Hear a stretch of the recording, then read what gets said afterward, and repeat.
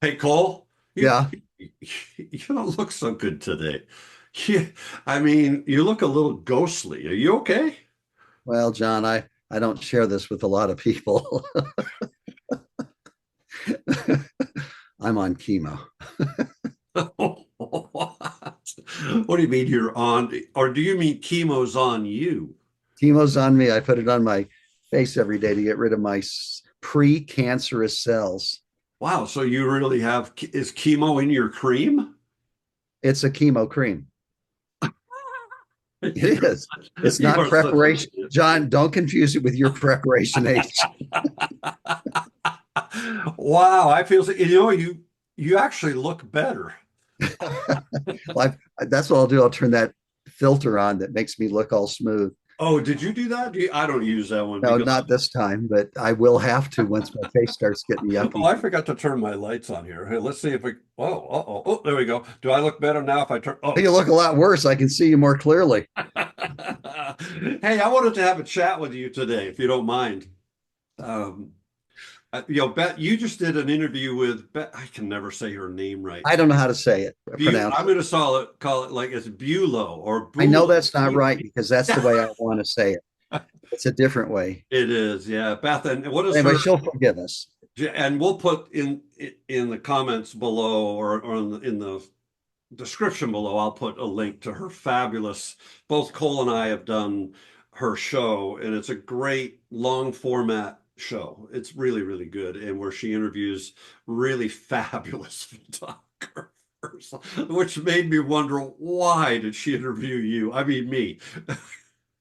And I'm pretty mad at her because she's been doing this a short time and she's exceeded our Oh, she's subscriber. way above us and Yeah. people viewing her content. And we only do like 5 to 8 to 10 minutes, and she's getting tons of people with hour-long shows. Well, she's had all these different photographers on big names. And who have we had?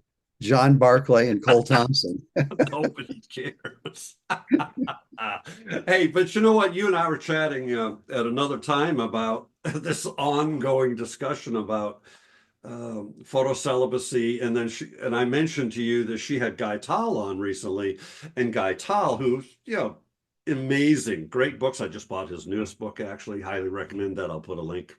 Um, but his or in the description, as you can imagine, was photo promiscuity was discussed. She's a photo slut. That's right. Oh my gosh. But anyways, so I just thought I'd bring the topic up one more time.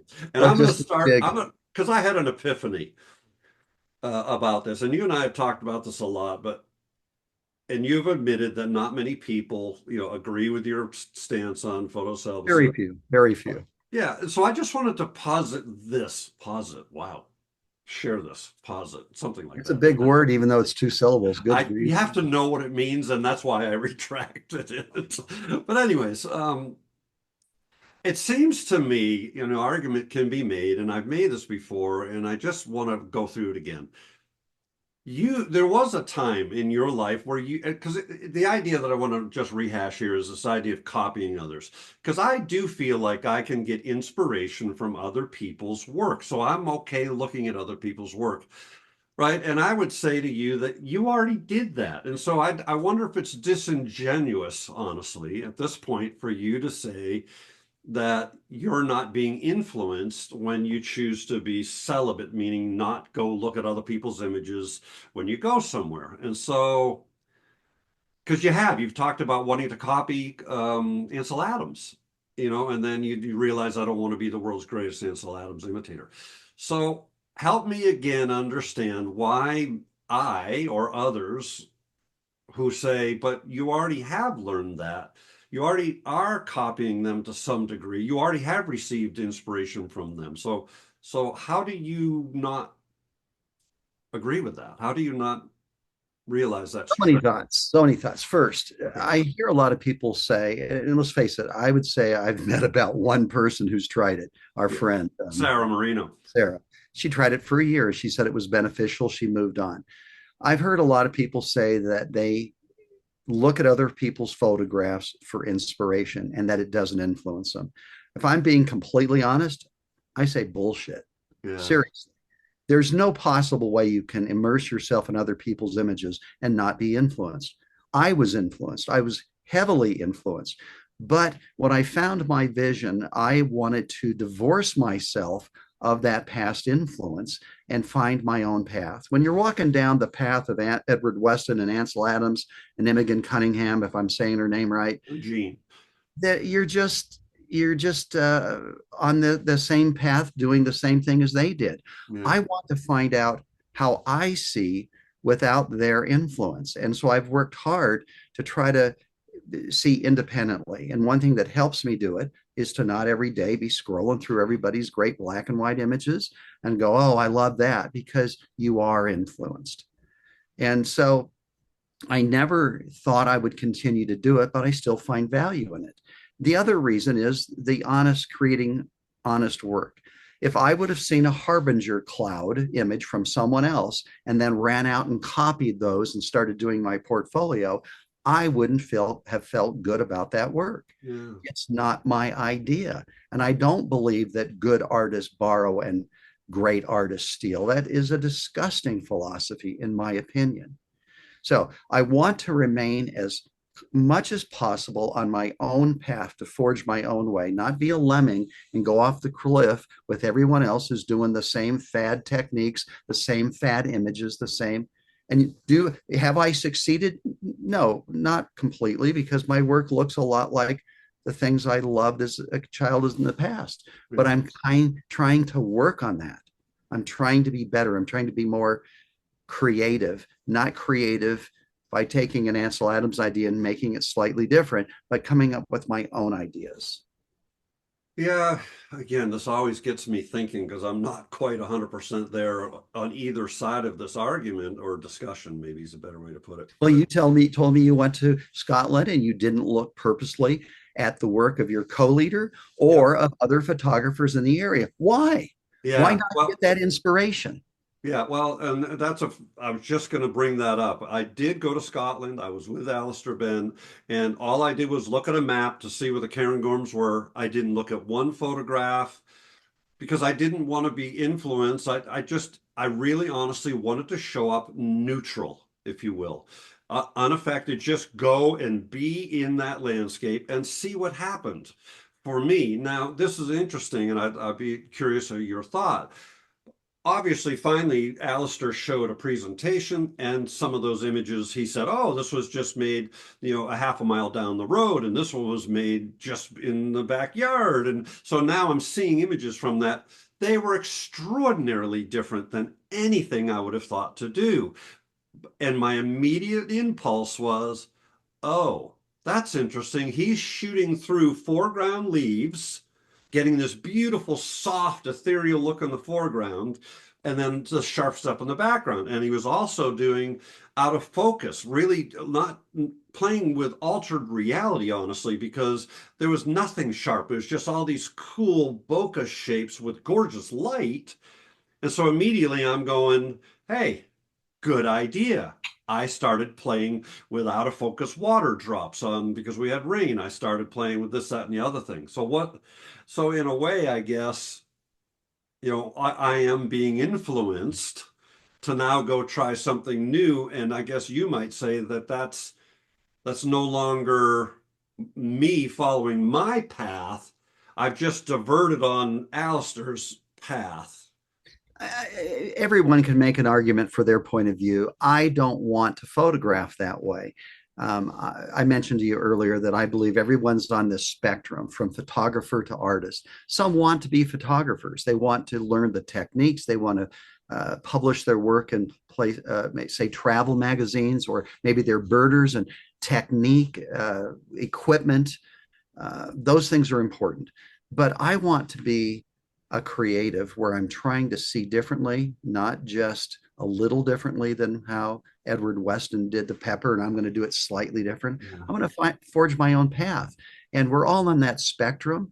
And I think as we get more and more closer to artists, we want to be independent in our thinking.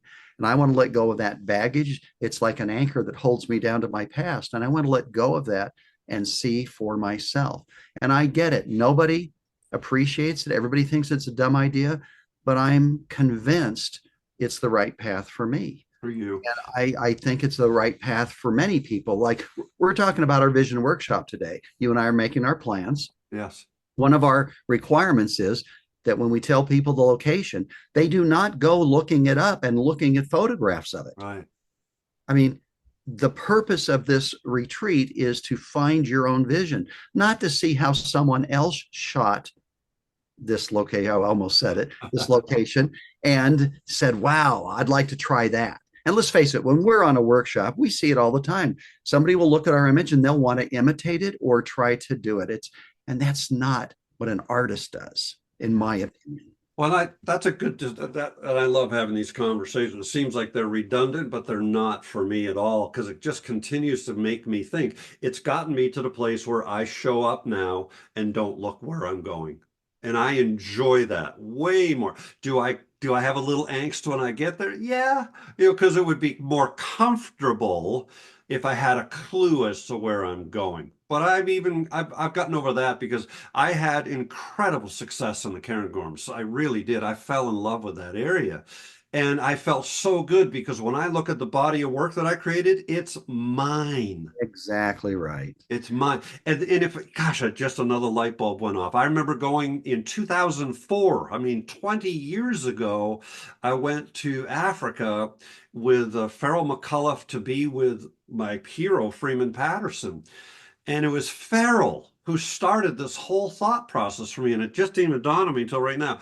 He said to me before I left, and this was film days, I had 100 rolls of film with me, shot 89 rolls on that trip. Oh my gosh. Unbelievable, yeah. But anyways, Farrell, we got off the plane, and here I've spent money.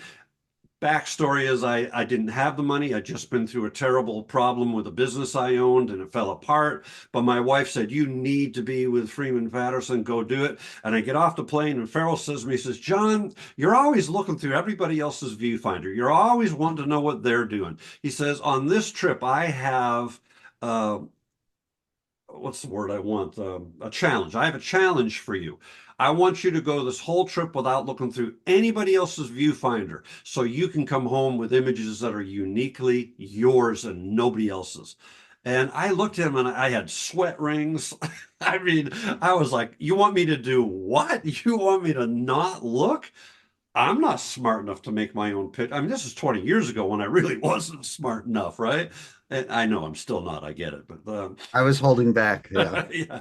But seriously, that was the beginning of this thought process for me. I was so proud of those images, and Farrell was right. I was able to say these are mine.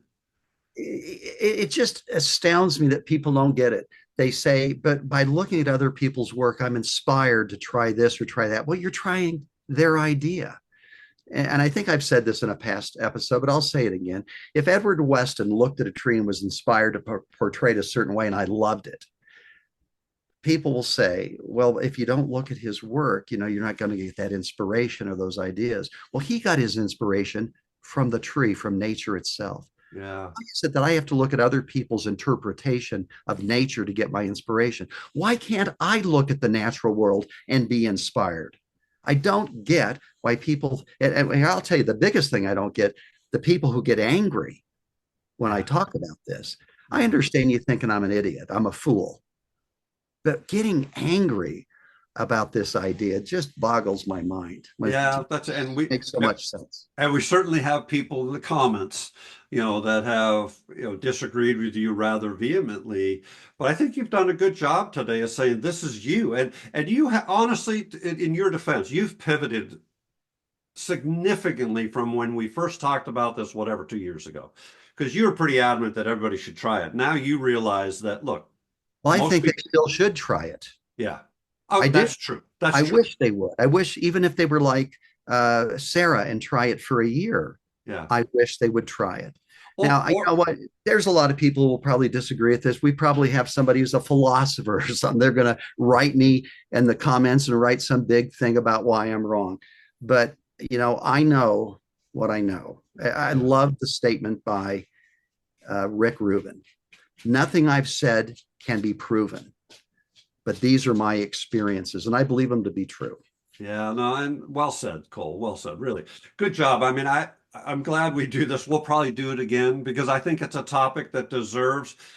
And so here's what I want to do, and this is another light bulb. I think you're exactly right. I think everybody should try it before saying no, because that isn't that an interesting thought in and of itself. People are saying you're crazy, but they've never tried it. Mm. That's kind of an interesting thought in and of itself. So, Well, well, I've told this story, but I'm in a presentation doing my Why Black and White. I bring up photographic celibacy, and a man stands up and says, "You do what?" He goes, "Why would you deny yourself the pleasure of looking at beautiful photography?" yeah, And my answer was, because I want to find and follow my vision more than I want to look at beautiful photography. I want to create it. yeah, yeah. So here's the challenge that we're going to set out for you. Why don't you try it? Why don't the next time, and you don't have to do it for a year. You don't even have to do it for 6 months or a month. Why don't you try picking a location or the next workshop you take or the next outing you go on with your club? Why don't you just go open in neutral and try it and see what happens? Hey, thanks for the conversation, bud. I got to find the stop record button, but hey, good luck with that chemo treatment.